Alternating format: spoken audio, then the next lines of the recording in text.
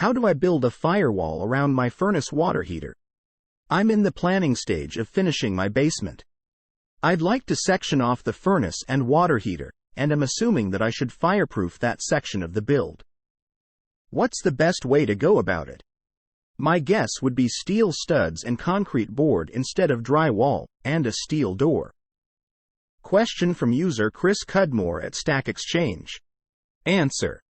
As best I know, a fire-rated utility room isn't required by any code for a single-family structure. And for multi-family. This requirement is to isolate each residence from each other and from common utility areas. So the below advice is completely overkill.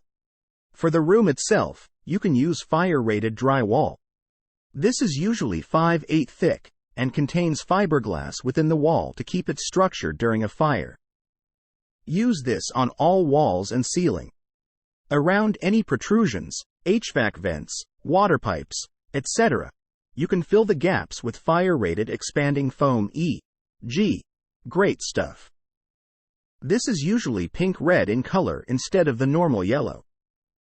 For HVAC vents, you can get spring-loaded dampers that automatically shut in the event of a fire to prevent it from spreading via the ducts.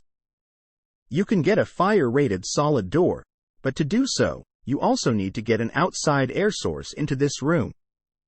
All of the fire-rated products are to slow the spread of fire, not to stop it completely. The goal is to get you out of the home safely, before it spreads and you're trapped. Therefore, I'd recommend installing a fire alarm that is connected to the other alarms in the house, ensuring that if a fire starts in this room, you'd know about while there's plenty of time to escape. A standard fire alarm in an enclosed room could easily go unnoticed, or allow you to sleep through it. Answer from user B. Mitch at Stack Exchange.